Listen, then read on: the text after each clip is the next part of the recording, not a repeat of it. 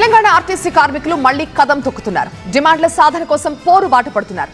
ఆర్టీసీని ప్రభుత్వంలో విలీనం చేయాలంటూ యాజమాన్యానికి సమ్మె నోటీసులు ఇచ్చింది కార్మిక సంఘాల జేఏసీ. తమ డిమాండ్స్ నెరవేర్చకపోతే మరొక ఉద్యమం తప్పదంటున్నారు కార్మికులు. ఆర్టీసీని ప్రైవేట్ పరం చేస్తే ఊరుకునేది లేదంటూ హెచ్చరిస్తున్నారు.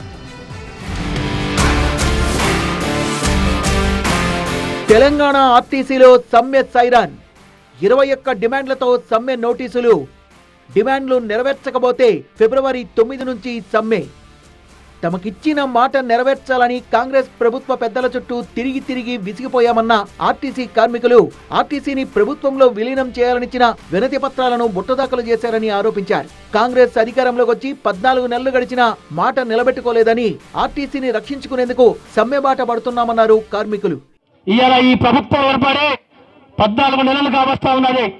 14 నెలల నుండి ఎన్నో మార్లు ముఖ్యమంత్రి గారి నుంచి మొదలు పెడితే, రవాణా శాఖ మంత్రి గారి నుంచి మొదలు పెడితే, మరి ఉప ముఖ్యమంత్రి గారి నుంచి మొదలు పెడితే, కనిపించిన మంత్రి కల్లా కనిపించని దేవుని కల్లా మొక్కుకుంటూ మా బాధలు మీరు ఇచ్చిన హామీ ఇస్తామని ప్రాధేయపడినము, బతిమిలాడినము. యాజమాన్యం దగ్గరికి వచ్చి ఎన్నోసార్లు విజ్ఞప్తులు ఇచ్చినాం, మెమోరాండాలు ఇచ్చినాం. కానీ వాటిని చెత్త బుట్టలో వేసి ఈ రోజు వరకు కూడా ఏ ఒక్క సమస్య పరిష్కరించకుండా మరి మొండి వైఖరి అవలంబిస్తున్నారు.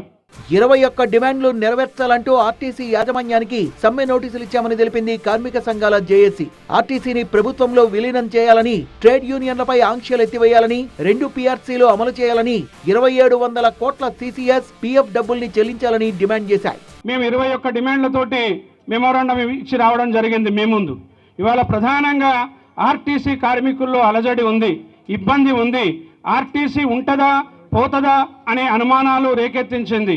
ఆర్టీసీ ప్రైవేట్ పరం అవుతుందా కాదా అంటే అయింది అని చెప్పడానికి కూడా ఆస్కారం ఉంది అని చెప్పి మీడియా మిత్రులకు తెలియజేస్తా ఉన్నాం. ఆర్టీసీని ప్రైవేట్ పరం చేసే కుట్రలు జరుగుతున్నాయని ఆరోపించింది కార్మిక సంఘాల జేఏసీ. ఆర్టీసీ డిపోలను ప్రైవేట్ పరం చేయొద్దన్న కార్మికులు ఎలక్ట్రిక్ బస్సులకు డిపోల్ని కేటాయించడంపై అనుమానాలున్నాయన్నారు. ఈవీ బస్సుల్ని సూపర్ లగ్జరీ డీలక్స్ బస్సులుగా తిప్పడంపై అభ్యంతరాలు వ్యక్తం చేస్తున్నారు. ఎలక్ట్రిక్ బస్సుల్ని ప్రభుత్వమే కొనుగోలు చేసి ఆర్టీసీకి అప్పగించాలని కోరారు. ఈ బస్సులన్నీ కూడా ప్రభుత్వమే కొని ఆర్టీసీకి ఇవ్వాలి, ఆర్టీసీని బాగు చేయాలి, ఆర్టీసీ ఉద్యోగులే ఆ బస్సుల్లో పనిచేయాలని చెప్పి ఆర్టీసీలో ఖాళీలను భర్తీ చేయాలని డిమాండ్ చేసిన కార్మికులు తమ 21 డిమాండ్లు నెరవేర్చకపోతే ఫిబ్రవరి 9 నుంచి సమ్మె తప్పదన్నారు. 4 ఏళ్ల క్రితం జరిగిన ఉద్యమానికి మించి ఆందోళనలు చేపడతామన్నారు.